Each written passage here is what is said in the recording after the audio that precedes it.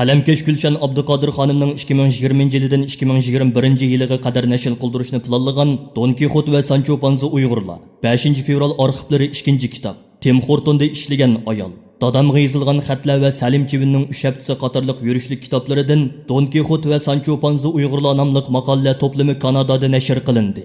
Don Kixot va Sancho Panza Uyg'urlar nomli maqolalar to'plami Qalamkash Gulshan Abduqodir xonimning vatanda jazo lagerlari qurilishga boshlagandan buyon Cassini va Sahar taxallusida yozgan yurishlik maqolalarining to'plamidan tarkib topgan bo'lib, chet elda nashr qildirgan 2 kitobi.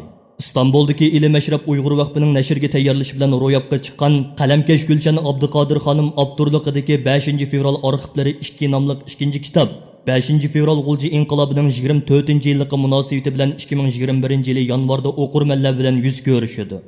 Vatanda Uyg'ur ona tili va Uyg'ur ona tilining fasohat namoyandasi bo'lgan Uyg'ur nashriyatchilik xizmati eg'ir xirisga duch kelmoqda.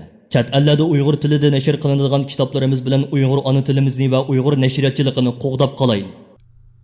Gulshan Abduqodir xonim qalamga olgan kitoblar Shimoliy Amerika va Avstraliya qatorliq davlatlarga Kanadadan bevosita tarqatiladi.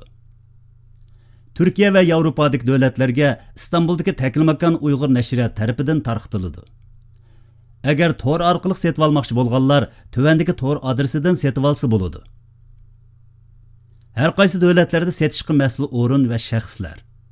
Kanadada Kanada Sharq Turkiston jamiyati, Amerikada Süreyya Ablumet, Avustraliyada G'ofur Hojim Sayfiddin Shamsiddin, Türkiye ve Avrupa devletlerinde Cüret G'ulja, Germaniyadan Abdujalil Hojim. Don Kixot ve Sancho Panza Uyg'urlar nomli eser muajiratdagi Uyg'ur qalamkashlarining ideya, fikir ve ko'z qarashlarining mujassimi bo'lib, kitob soni cheklik, setvelishga oldirang.